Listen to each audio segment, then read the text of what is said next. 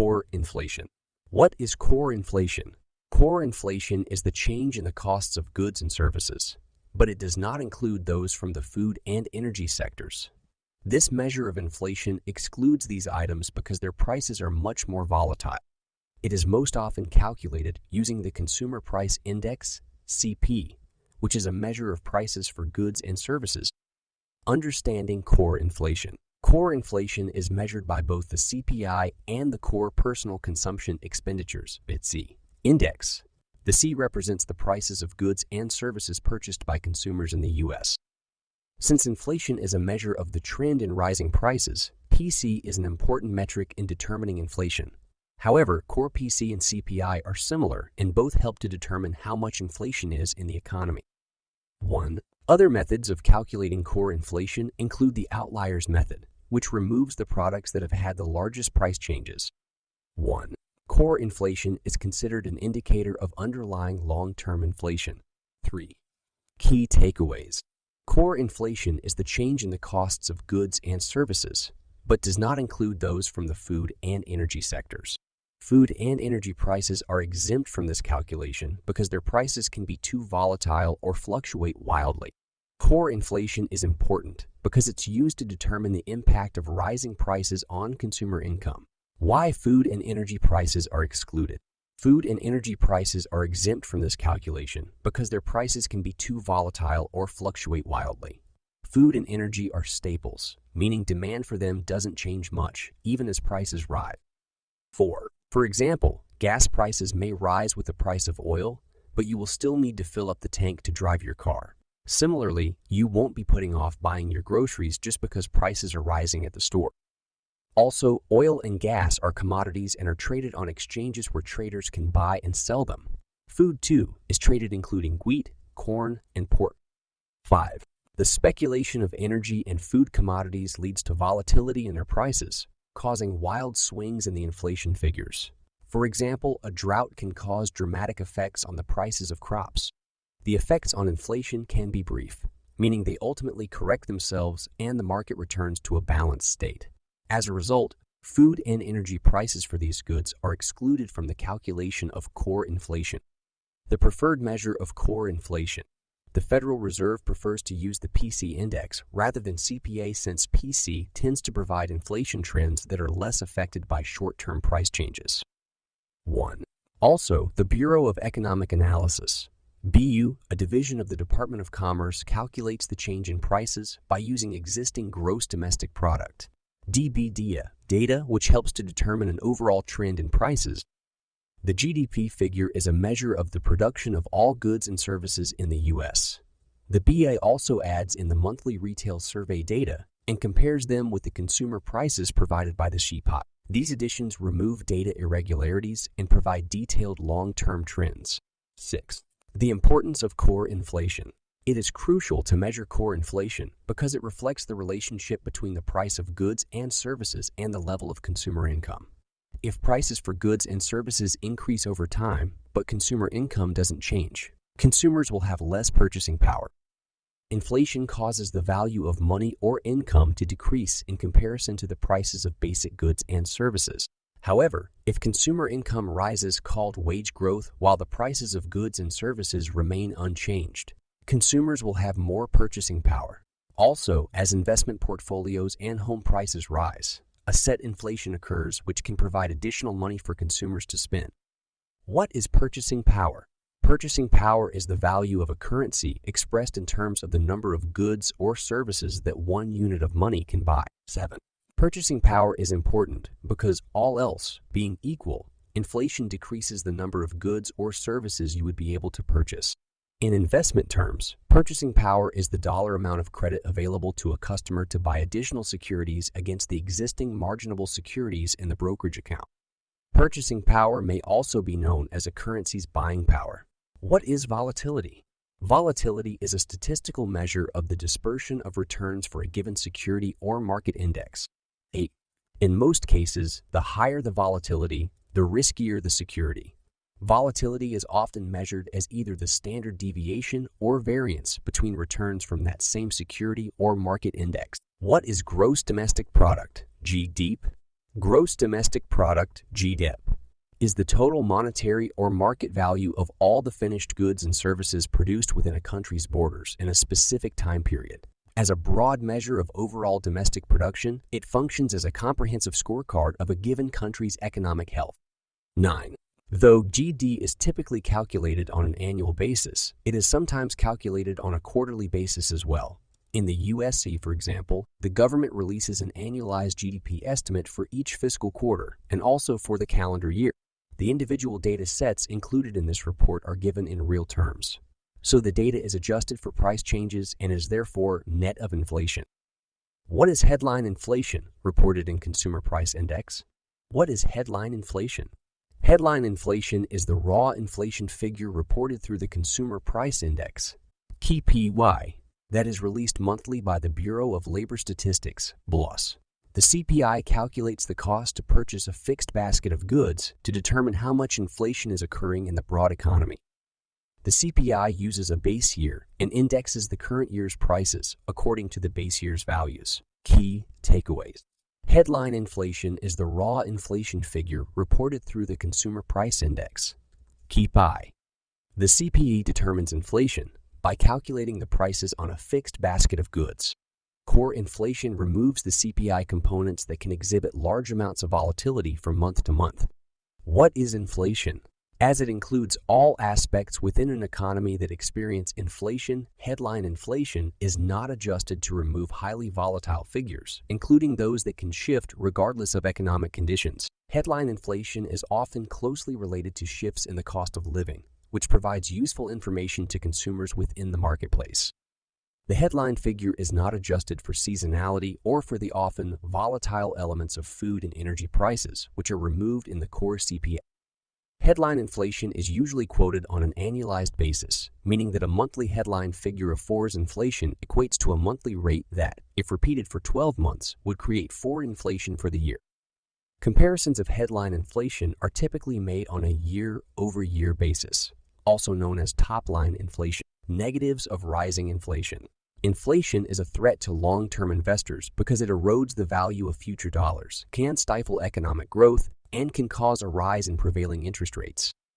While headline inflation tends to get the most attention in the media, core inflation is often considered the more valuable metric to follow.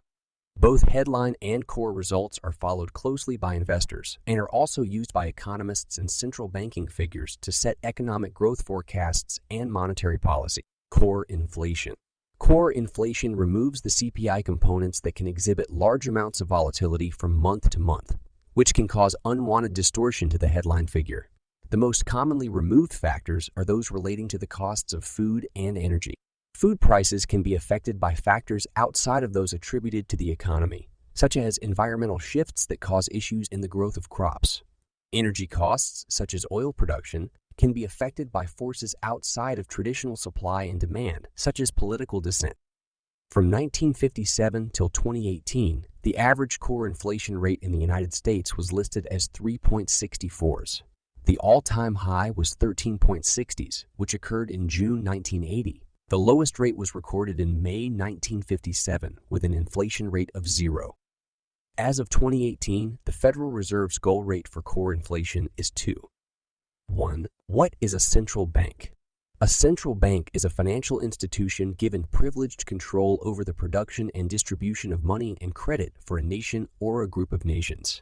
In modern economies, the central bank is usually responsible for the formulation of monetary policy and the regulation of member banks. Central banks are inherently non-market-based or even anti-competitive institutions. Although some are nationalized, many central banks are not government agencies, and so are often touted as being politically independent. However, even if a central bank is not legally owned by the government, its privileges are established and protected by law. The critical feature of a central bank, distinguishing it from other banks, is its legal monopoly status, which gives it the privilege to issue banknotes and cash. Private commercial banks are only permitted to issue demand liabilities, such as checking deposits. What is the cost of living? The cost of living is the amount of money needed to cover basic expenses, such as housing, food, taxes, and healthcare in a certain place and time period. The cost of living is often used to compare how expensive it is to live in one city versus another, and it is tied to wages. If expenses are higher in a city such as New York, for example, salary levels must be higher so that people can afford to live in that city. What is the Bureau of Labor Statistics Plus?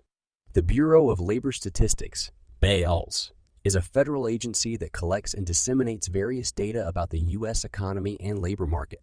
Its reports include the Consumer Price Index, and the Producer Price Index (PI), and the Producer Price Index (PI), both of which are considered to be important measures of inflation. Inflation accounting. Definition, methods, pros, cons. What is inflation accounting? Inflation accounting is a special technique used to factor in the impact that soaring or plummeting costs of goods in some regions of the world have on the reported figures of international companies. Financial statements are adjusted according to price indexes, rather than relying solely on a cost accounting basis, to paint a clearer picture of a firm's financial position in inflationary environments. This method is also sometimes referred to as price level accounting. Key takeaways. Inflation accounting is the practice of adjusting financial statements according to price indexes. Numbers are restated to reflect current values in hyperinflationary business environments. International Financial Reporting Standards (IFRS) defines hyperinflation as prices, interest, and wages linked to a price index rising 100s or more cumulatively over 3 years. IFRS and U.S. GAAP have different requirements for inflation accounting. How inflation accounting works. When a company operates in a country where there's a significant amount of price inflation or deflation, historical information on financial statements is no longer relevant. To counter this issue, in certain cases, companies are permitted to use inflation-adjusted figures, restating numbers to reflect current economic values. International Accounting Standard (IAS) 29, adopted by the International Financial Reporting Standards (IFRS), is the guide for entities whose functional currency is the currency of a hyperinflationary economy. IFRS defines hyperinflation as prices, interest, and wages linked to a price index, rising 100s or more cumulatively over 3 years. 1. Companies that fall under this category may be required to update their statements periodically in order to make them relevant to current economic and financial conditions, supplementing cost-based financial statements with regular price-level adjusted statements. Inflation accounting methods. There are 2 main methods used in inflation accounting: current purchasing power (CP) and current cost accounting (CK). Current purchasing power. Under the KEP method, monetary items and non-monetary items are separated. The accounting adjustment for monetary items is subject to the recording of a net gain or loss.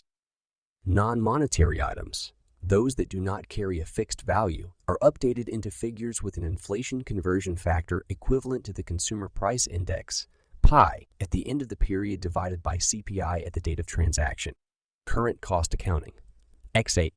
The CAK approach values assets at their fair market value, FMV, rather than historical cost, the price incurred during the purchase of the fixed asset. Under the K method, both monetary and non-monetary items are restated to current values.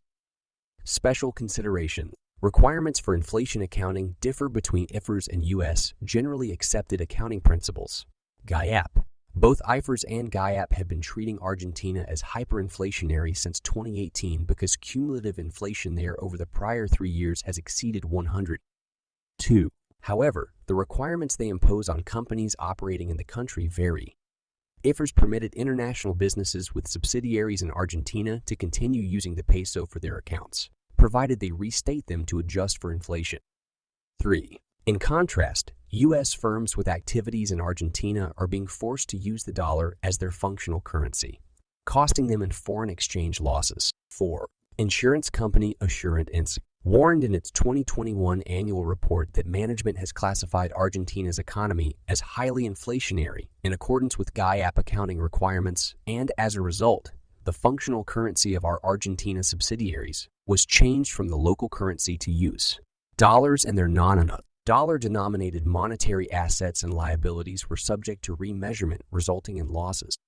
5. Advantages and disadvantages of inflation accounting. Inflation accounting comes with many benefits. Chief among them, matching current revenues with current costs provides a much more realistic breakdown of profitability. On the flip side, providing adjusted figures can confuse investors and give companies the opportunity to flag numbers that shine it in a better light. The process of adjusting accounts to factor in price changes can result in financial statements being constantly restated and altered. What are CUP and CK short for in inflation accounting? CUP stands for current purchasing power. CK stands for current cost accounting. These are the two main methods used to adjust financial statement figures in inflation accounting. How do you calculate inflation? The percent inflation rate is calculated as the CPI at the end of the period divided by the CPI at the beginning of the period multiplied by 100. For example, let's assume you wanted to calculate the inflation rate between January 2006 and January 2022. According to the Consumer Price Index table, January 22 handy 1.148 and January 2006 has a EP of 198.3006 has a PI of 198.306. The formula to calculate the percent inflation rate is therefore 281.148 E198.300 x 100 x 100 141.77. What does IFRS define as hyperinflation? According to IFRS, hyperinflation is when prices, interest, and wages linked to a price index rise 100 or more cumulatively over 3 years. Inflation, adjusted return. Definition, formula, and example. By Adam Hayes, updated June 4, 2022. Reviewed by Gordon Scott. Fact-checked by Timothy Liu. What is the inflation, adjusted return? The inflation-adjusted return is the measure of return that takes into account the time period's inflation rate. The purpose of the inflation-adjusted return metric is to reveal the return on an investment after removing the effects of inflation. Removing the effects of inflation from the return of an investment allows the investor to see the true earning potential of the security without external economic forces. The inflation-adjusted return is also known as the real rate of return or required rate of return adjusted for inflation. 1. Key takeaways. The inflation-adjusted return accounts for the effect of inflation on an investment's performance over time. Also known as the real return, the inflation-adjusted return provides a more realistic comparison of an investment's performance. Inflation will lower the size of a positive return and increase the magnitude of a loss. Understanding inflation-adjusted return. The inflation-adjusted return is useful for comparing investments, especially between different countries, because each country's inflation rate is accounted for in the return. In this scenario, without adjusting for inflation across international borders, an investor may get vastly different results when analyzing an investment's performance. The inflation-adjusted return serves as a more realistic measure of an investment's return when compared to other investments. For example, assume a bond investment is reported to have earned 2 in the previous year. This appears like a gain. However, suppose that inflation last year was 2.5 essentially. This means the investment did not keep up with inflation, and it effectively lost 0.5. Assume also a stock that returned 12 last year and inflation was 3. An approximate estimate of the real rate of return is 9, or the 12 reported return less the inflation amount AM3. Formula for calculating the inflation-adjusted return. Image by Sabrina Jiang C., Investopedia 2020. Calculating the inflation-adjusted return requires 3 basic steps. First, the return on the investment must be calculated. Second, the inflation for the period must be calculated. And third, the inflation amount must be geometrically backed out of the investment's return. Example of inflation-adjusted return. Assume an investor purchases a stock on January 1 of a given year for $75,000. At the end of the year, on December 31, the investor sells the stock for $90,000. During the course of the year, the investor received $2,500 in dividend. At the beginning of the year, the Consumer Price Index, CPI, was at 700. On December 31, the CPI was at a level of 721. The first step is to calculate the investment's return using the following formula. Return EAT ending price, beginning price dividends EAEU, beginning price, $90,000, $75,000, $2,500, $75,000, well, $75,000, 23%. The second step is to calculate the level of inflation over the period using the following formula. Inflation AU ending KP level, beginning EP level, beginning keep eye level 721, 721, 700, and 703%. The third step is to geometrically back out the inflation amount using the following formula. Inflation, adjusted return, 1 stock return, 1 FE inflation, 1 SE inflation, 1.233, 1.3, 1.3, 19.7%. Since inflation and returns compound, it is necessary to use the formula in step 3. If an investor simply takes a linear estimate by subtracting 3 from 23.3, he arrives at an inflation adjusted return of 20.3, which in this example is 0.6 too high. Nominal return Vs. Inflation adjusted return. Using inflation-adjusted returns is often a good idea because they put things into a very real-world perspective. Focusing on how investments are doing over the long term can often present a better picture when it comes to its past performance, rather than a day-to-day, weekly, or even monthly glance. But there may be a good reason why nominal returns work over those adjusted for inflation. Nominal returns are generated before any taxes, investment fees, or inflation. Since we live in a here-and-now world, these nominal prices and returns are what we deal with immediately to move forward. So most people will want to get an idea of how the high and low price of an investment is relative to its future prospects, rather than its past performance. In short, how the price fared when adjusted for inflation 5 years ago won't necessarily matter when an investor buys it tomorrow. What is inflation targeting and how does it work? What is inflation targeting? Inflation targeting is a central banking policy that revolves around adjusting monetary policy to achieve a specified annual rate of inflation. This is known as the target rate, which is normally set at around 2 to 3 things. The principle of inflation targeting is based on the belief that long-term economic growth is best achieved by maintaining price stability, and price stability is achieved by controlling inflation. Inflation targeting can be compared with other central bank operating targets, such as price level targeting and nominal gross domestic product, GDUA targeting. Key takeaways. Inflation targeting is a central bank strategy of specifying an inflation rate as a goal and adjusting monetary policy to achieve that rate. Inflation targeting primarily focuses on maintaining price stability, but its proponents also believe that it supports economic growth and stability. Inflation targeting can be contrasted to other possible policy goals of central banking, including the targeting of exchange rates, unemployment, or national income. Generally, central banks have set their target at 2 to 3 annual inflation. Inflation targeting appeared in 1990 when the Bank of New Zealand first deployed it. Today, it is used by most of the world's central banks.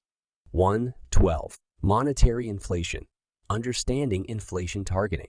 As a strategy, inflation targeting views the primary goal of the central bank as maintaining price stability. All of the tools of monetary policy that a central bank has, including open market operations, on and discount lending, can be employed in a general strategy of inflation targeting. Inflation targeting can be contrasted to strategies of central banks aimed at other measures of economic performance as their primary goals, such as targeting currency exchange rates, the unemployment rate, or the rate of nominal GDP growth. Interest rates can be an intermediate target that central banks use in inflation targeting. The central bank will lower or raise interest rates based on whether it thinks inflation is below or above a target threshold. Raising interest rates is said to slow inflation and therefore slow economic growth. Lowering interest rates is believed to boost inflation and speed up economic growth. The benchmark used for inflation targeting is typically a price index of a basket of consumer goods, such as the Consumer Price Index, PI, or the Personal Consumption Expenditures, P, Price Index, which is now used by the U.S. Federal Reserve, along with taking inflation target rates and calendar dates as performance measures. Inflation targeting policy may also have established steps that are to be taken depending on how much the actual inflation rate varies from the targeted level, such as cutting lending rates or adding liquidity to it. The economy. Inflation targeting became a central goal of the Federal Reserve in January 2012. After the fallout of the 2008-2009 financial crisis. By signaling inflation rates as an explicit goal, the Federal Reserve hoped that it would help promote its dual mandate, low unemployment supporting stable prices. 1. Pros and cons of inflation targeting. Inflation targeting allows central banks to respond to shocks to the domestic economy and focus on domestic considerations. Stable inflation reduces investor uncertainty, allows investors to predict changes in interest rates, and anchors inflation expectation. If the target is published, inflation targeting also allows for greater transparency in monetary policy. However, some analysts believe that a focus on inflation targeting for price stability creates an atmosphere in which unsustainable speculative bubbles and other distortions in the economy, such as that which produced the 2008 financial crisis, can thrive unchecked, at least until inflation trickles down from asset prices into retail consumer prices. 2. Other critics of inflation targeting believe that it encourages inadequate responses to terms of trade shocks or supply shocks. Critics argue that exchange rate targeting or nominal GDP targeting would create more economic stability. 3. Pros and cons of inflation targeting. Pros. Increased central bank transparency and accountability. Allows investors and the public to anticipate interest rate changes. Lowers inflation expectations. Cons. Inflexible. Can promote speculative bubbles. Inflation may not be the right target to promote economic stability. Can constrain economic growth in some economies. How are inflation targets used in monetary policy? Inflation targets are used by central banks to employ monetary policy, such as setting interest rates. The Taylor rule is an econometric model that says that a central bank should raise interest rates when inflation or gross domestic product, GDP, growth rates are higher than desired, and vice versa. 4. Does the Federal Reserve use inflation targeting? Since 2012, the U.S. Federal Reserve has targeted an inflation rate of 2, as measured by the Personal Consumption Expenditures (P) price index. Keeping inflation low is one of the Fed's dual mandate objectives, along with stable and low unemployment levels. The equation assumes the equilibrium federal funds rate of 2 above inflation, represented by the sum of PEEE, inflation rate, and the 2 on the far right. What is a typical inflation target? Inflation levels of 1 to 2 per year are generally considered acceptable, while inflation rates greater than 3 to 4 can represent an overheating economy. Even higher rates of inflation can cause the currency to become devalued. Which country first used inflation targeting? New Zealand is credited with being the first country to explicitly use inflation targeting for its monetary policy, starting in 1990. 5. Today, most central banks use some form of inflation targeting. The bottom line. Inflation targeting is a goals-based approach to monetary policy, whereby a central bank seeks a specific annual rate of inflation for a country's economy, normally around 2, for 3's economy, normally around 2. The central bank can then use a range of policy measures, such as setting interest rates or open market operations, almost to maintain that target. Research suggests that economies become more resilient and prices more stable once inflation targeting has been adopted, although some economists critique the measure as ineffective. For instance, in the decade following the 2008 financial crisis, when inflation remained well below the target rate in many countries for years. 5. More recently, inflation has surged above the target rate around the globe in 2022,